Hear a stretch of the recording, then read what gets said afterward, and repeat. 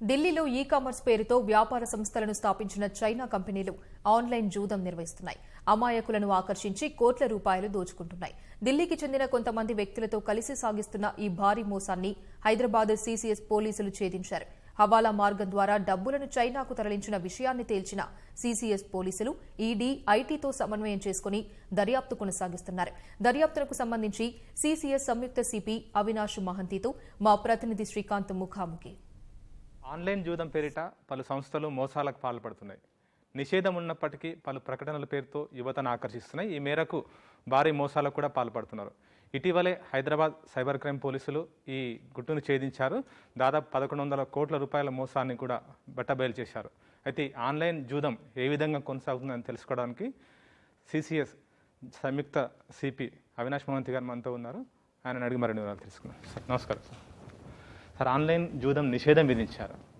అయినప్పటికీ ఈ జూదం ఏ విధంగా కొనసాగుతుంది, యువతను ఏ విధంగా మోసం చేస్తున్నారు? బేసికలీ మన స్టేట్లో ఆన్లైన్ బెట్టింగ్ బ్యాండ్ అది చాలా క్లియర్గా ఉంది. మన amended gaming act, Telangana gaming act ప్రకారం ఇక్కడ any form of betting physical అయినా ఆన్లైన్ అయినా బ్యాన్. వీళ్ళు ఏం చేస్తున్నారు, ఈ ఆడిన వాళ్ళు ఆడిపించిన వాళ్ళు, సో వాళ్ళు ఏం చేస్తున్నారు, పొటెన్షియల్ ప్లేయర్స్ని టెలిగ్రామ్ యాప్లో గ్రూప్ తయారు చేసి బై రెఫరెన్స్ వాళ్ళని గ్రూప్లో యాడ్ చేయిస్తున్నారు. ఆ గ్రూప్లో యాడ్ చేసినాక వాళ్ళకు ఒక రెఫరెన్స్ కోడ్ ఇచ్చి వాళ్ళది కొన్ని 100 పైన వెబ్సైట్లు ఉన్నాయి. ఆ వెబ్సైట్స్ రోజు ఆ గ్రూప్లో ఈరోజు ఏ వెబ్సైట్ నడుస్తుంది ఆ పేర్లు ఆ గ్రూప్లో పెడుతూ ఉంటారు. ఆ రెఫరెన్స్తో పాటు ఆ వెబ్సైట్లో లాగిన్ చేసుకొని ఈ బెట్టింగ్ యాక్టివిటీ చేసుకోవచ్చు. ఈ వెబ్సైట్స్ది ఒక చాలా యూనిక్ ఫీచర్ ఏమంటే ఈ 100 పైన ఉన్న వెబ్సైట్లు అన్నీ ఒకేలాగా కనపడతాయి. అంటే దాని లుక్ అండ్ ఫీల్, దాని విజువల్ ఆస్పెక్ట్ అంతా ఒకేలాగా ఉంటుంది. కానీ దాంట్లో ఒక చిన్న సైడ్కి ఒక లింక్ ఉంటుంది. ఆ లింక్ క్లిక్ చేస్తే మనం బెట్టింగ్ వెబ్సైట్కి వెళ్ళిపోవచ్చు. ఫ్రంట్ చూస్తే బేసికల్లీ ఒక ఈ-కామర్స్ వెబ్సైట్ లాగా ఉంటుంది.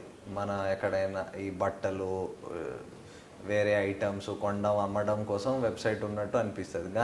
కానీ ఇవన్నీ డమ్మీ వెబ్సైట్స్. బేసికల్లీ దీంట్లో ఇవన్నీ యాక్టివిటీ కొనడం అమ్మడం ఏం చేయలేము. సో మనం ఆ లింక్ క్లిక్ చేస్తే బెట్టింగ్ యాక్టివిటీకి వెళ్ళిపోతాం. అక్కడ 10 రూపీస్ నుంచి ఇంకా మల్టిపుల్స్లో బెట్ చేసుకోవచ్చు. బేసికలీ ఆడేటప్పుడు అండ్ ప్లేయర్స్కి ఇండ్యూస్ చేయడానికి ఫస్ట్ ఆ రేషియో ఆఫ్ గెలవడం విల్ బి 7:3. అంటే గెలవడానికి ఛాన్స్ ఎక్కువ ఉంటుంది. 7:3 రేషియోలో ఉంటుంది. మెల్లగా ఆ ప్లేయర్ ఆడుతూ ఉంటే ఆ రేషియో అంతా 3:7లో మారిపోతుంది.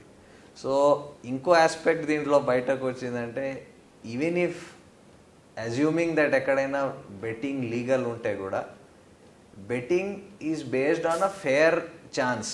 అంటే మీరు ఒక డైస్ వేస్తే ఆ 6 డిజిట్స్లో ఏదో ఒక డిజిట్ రావడానికి ఈక్వల్ ఛాన్స్ ఉంటుంది. కానీ ఇలాంటి యాక్టివిటీలో ఈ అంత అప్లికేషన్, ఆ సాఫ్ట్వేర్ అంతా is manipulated in such a way that గెలవడానికి ఛాన్స్ తగ్గిపోతుంది, ఓడిపోవడానికి ఛాన్స్ పెరిగిపోతుంది. సో అల్టిమేట్లీ ఆడిన వాడికి డబ్బులు పోతాయి. మొదటిసారి ఈ చైనీ దేశీయులు కంపెనీ పెట్టేసి వాళ్ళ ఆన్లైన్ జూదం నిర్వహిస్తున్నట్టుగా మొదటిసారి తేలింది. ఈ దర్యాప్తు ఏ విధంగా కొనసాగుతుంది? ఇక్కడ ఆర్గనైజ్ బెట్టింగ్ చేయడానికి ఈ కంపెనీస్ కంపెనీ వీళ్ళకి ఓన్ చేసిన కంపెనీ అన్ని they are based out of China. So ఈ వెబ్సైట్స్ అన్ని డొమైన్ నేమ్ సర్వర్స్ మీకు చైనాలో వస్తాయి. దట్ ఈస్ ఈ ఐపీ అడ్రస్లు where it is being hosted అన్ని చైనావి వస్తాయి. దీనిది హోస్టింగ్ మాత్రం ఆన్ క్లౌడ్ సర్వీసెస్ కొన్ని యూఎస్లో ఉన్నాయి, కొన్ని వేరే చోట్ల ఉన్నట్టు తెలుస్తుంది. తర్వాత ఈ ఆపరేషన్స్కి కావాల్సిన ఫైనాన్షియల్ ట్రాన్సాక్షన్స్ కోసం వీళ్ళు ఇండియాలో కొన్ని కంపెనీస్ రిజిస్టర్ చేసి ఆపరేట్ చేస్తున్నారు. మేము ఒక 2 కంపెనీల అకౌంట్లు ఇనీషియల్గా సీజ్ చేసాం, ఈ లింక్యూన్ అండ్ డాకీపే అని. ఈ కంపెనీలు ఏం చెప్తున్నాయంటే మేము పేమెంట్ అగ్రిగేటర్స్, అంటే మా క్లయింట్స్ కోసం మేము డబ్బులు కలెక్ట్ చేస్తాం. కానీ ఆ క్లయింట్స్ ఎవరు, ఏం యాక్టివిటీస్ చేస్తున్నారు, ఆ డబ్బులు వాళ్ళు కలెక్ట్ చేసి ఎక్కడ పంపిస్తున్నారు, ఏ విధంగా ఆపరేట్ అవుతున్నాయి, దానికి వాళ్ళ దగ్గర ఏమైనా సరైన సమాధానాలు ఏం లేవు. So basically it is found వాళ్ళు they are nothing but a front for these betting operations. దీంతో పాటు మనం చూసాం ఆల్మోస్ట్ ఒక 1 year టైంలో almost 1100 crores worth of revenues ఈ 2 అకౌంట్స్లో పోయినాయి.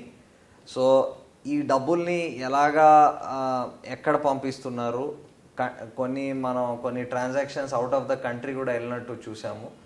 సో దీంట్లో ఒక element of money laundering, because betting is illegal, ఇది ఒక ఇల్లీగల్ యాక్టివిటీ. ఇంకా ఇది కాకుండా వీళ్ళు ఇంకేమైనా ప్రొహిబిటెడ్ యాక్టివిటీస్లో ఆర్ చట్ట విరుద్ధ ఉన్న యాక్టివిటీస్లో ఇన్వాల్వ్ అయి ఉన్నారా లేదు, అది ఇంకా మనం దానికి ఇన్వెస్టిగేట్ చేయాలి. దాదాపు 2 ఏళ్ల క్రితమే ఈ సంస్థలు స్థాపించారు.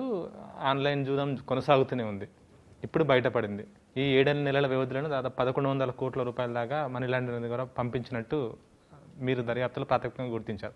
అంటే 2 ఏళ్ల క్రితం నుంచి కూడా ఎక్కడ గుర్తించకపోవడానికి కారణాలు ఏంటంటారు? ఎక్కడ లోపం జరిగిందంటారు? ఈ కంపెనీస్ అన్నీ రిజిస్టర్ అయ్యి వాళ్ళ ఆబ్జెక్టివ్స్లో చాలా డిఫరెంట్గా వాళ్ళు స్పెసిఫై చేస్తారు. మీరు ఆ కంపెనీ ఆబ్జెక్టివ్స్ చూస్తే software services, other financial services provide చేయడం, ఇలాంటి అన్ని యాక్టివిటీస్ అని వాళ్ళు చెప్తున్నారు ఈ ఆర్ఓసి దగ్గర రిజిస్టర్ అయినప్పుడు. కానీ వాళ్ళ యాక్టివిటీస్ మాత్రం దీనికి సంబంధించిన ఏం యాక్టివిటీస్ కనపడటం లేదు. వాళ్ళు చెప్తున్నారు కొన్ని యాప్స్లో వాళ్ళు యాప్స్ కోసం వాళ్ళు బిజినెస్ చేస్తున్నారు, యాప్స్ కోసం ఫైనాన్షియల్ ట్రాన్సాక్షన్స్ కలెక్ట్ చేస్తున్నారు అని చెప్తున్నారు. కానీ దానికోసం ఏమైనా ప్రాపర్ ఎవిడెన్స్ ఇవ్వడం కానీ ఏం లెజిటిమేట్ యాక్టివిటీస్ చేస్తున్నాం దాని గురించి సరిగా they are not able to give proper solutions to that or proper answers to ఆ క్వైరీస్. సో ఈ 1 yearలో ట్రాన్సాక్షన్స్ పెరిగినాయి. సో వాళ్ళు ఏం రిటర్న్స్ ఫైల్ చేశారు బిఫోర్ ద కన్సర్న్డ్ ఏజెన్సీస్, అది కూడా మేము చెక్ చేయడానికి ప్రాసెస్లో ఉన్నాము.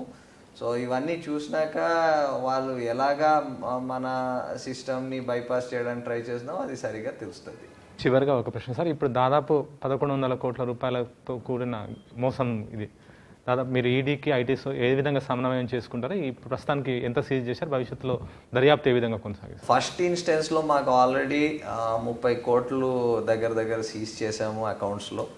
ఇంకా కొన్ని అకౌంట్స్లో ఇంకా డబ్బులు ఉన్నట్టు, ఇంకా ఈ అమౌంట్ కొంచెం పెరిగే అవకాశం ఉంది. ఇంకా ఎలా మాకు లింక్డ్ అకౌంట్స్, లింక్డ్ కంపెనీస్ తెలుస్తుంటే మేము వాళ్ళు కూడా సీజ్ చేయడం జరుగుతుంది. సో మాకు వచ్చిన ఇన్ఫర్మేషన్ కూడా అల్టిమేట్లీ మేము ఈడీకి ఇచ్చేస్తాం. So that and income tax కూడా వాళ్ళకి ప్రొవైడ్ చేస్తాం. సో దట్ వాళ్ళ ఎండ్లో ఏమేమి యాక్షన్ తీసుకోగలుగుతారో అది చేసుకోవచ్చు. ధన్యవాదాలు సార్. దాదాపు 1100 కోట్ల రూపాయలకు పైగా మోసానికి సంబంధించి ఆన్లైన్ జూదం కేసులో కేంద్ర దర్యాప్తు సంస్థలను కూడా సమన్వయం చేసుకొని ముందుకు తీసుకోవాలని చెప్తామని చెప్పి అవినాష్ మోహంతి గారు చెప్తున్నారు. కెమెరా పర్సన్ నరేందర్తో శ్రీకాంత్, ఈటీవీ న్యూస్, హైదరాబాద్.